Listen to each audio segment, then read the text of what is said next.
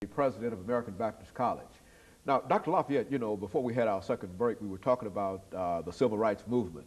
But now, we all know that this morning we will celebrate the anniversary of the Dr. Martin Luther King's birthday.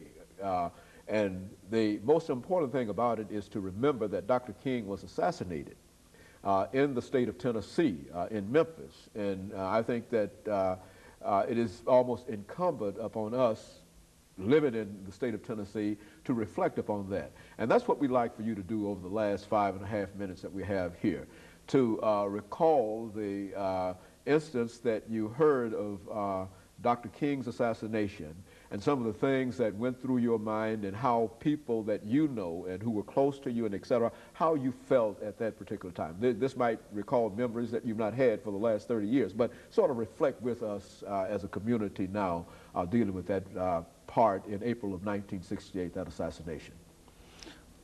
During this period of the movement, I was traveling with Martin Luther King because I was national coordinator for the Poor People's Campaign. And we were laying the groundwork for that, and we were going around from one city to another getting support because we wanted people to organize locally so they could bring people to Washington, D.C. for the grand march that we were going to have in D.C. It was scheduled for actually the first time in February, but we didn't succeed in getting the numbers. And Martin Luther King wanted to make sure we had strong numbers and people committed. So he was traveling with us, and we were traveling with him, going to different cities.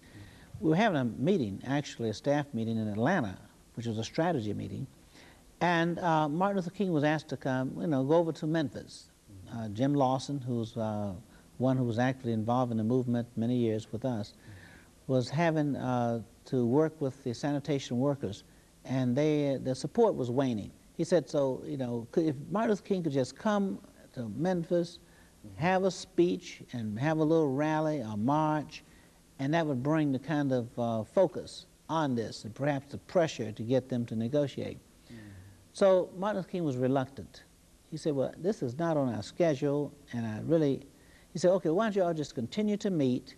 I'll take Bernard Lee with me, and we'll just fly over to Memphis, have this, and then we'll come back and continue our meeting. Well, as you know in history, the march broke out in violence, and Martin Luther King only had one of his own staff people there. So the decision was made that the march had to be, organized over again.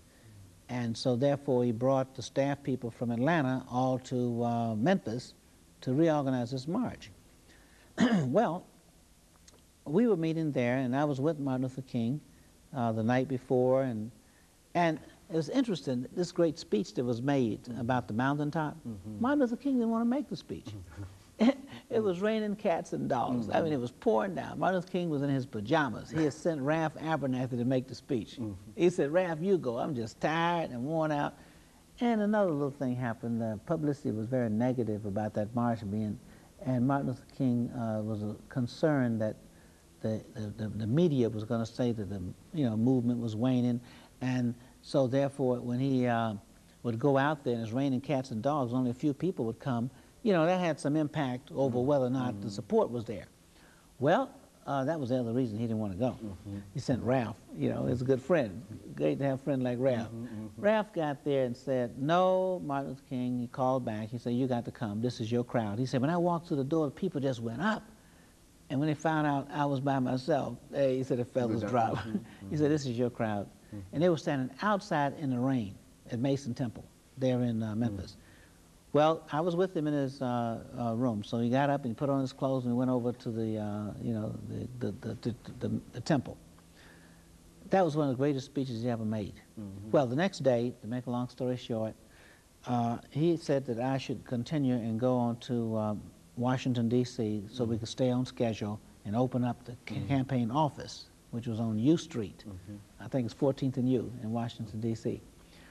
Well, actually, I was in flight when Martin Luther King was shot. And I didn't know until I arrived at the airport, National Airport, what had happened, because no one there to pick me up, and I called, the place was rioting. I mean, all over. So at that point, he'd just been shot. So we got AP and UPI on the phone. I had one on one phone and one on the other. and they were reading the ticker tapes. You know, in those days they had ticker tapes that would come out out of the you know, news media. So I was hoping it was just shot, but then as I stayed on the tape, and I could hear the guy break down because he was reading it to me. He was gracious enough to read it to me, and he broke down and said, "Announcement has come from Memphis that Martin Luther King is dead." So I called back to Memphis, and they told me not to come back to Memphis, but to meet them in Atlanta. Well, I felt a certain part of my world had come to an end. And, but then, as I got some distance on that experience, I began to see how we could utilize Martin Luther King's teachings and his work even today in helping to solve problems. And of course, I think Dr. Lafayette, let us say over the last 30 seconds that we have here, that you have indeed played a very, very significant role in helping to utilize Martin's ideas and Martin's thoughts in terms of the civil rights movement and to help broaden civil rights and diversity and whatnot. And you played a very, very significant role in doing that. And I'm sure that Dr. Martin Luther King would be very, very proud of some of the things that you've been involved with. And let me thank you for coming by and being with us. And let me encourage you to tune in again next week for another informative edition of Comments. Thank you and good morning.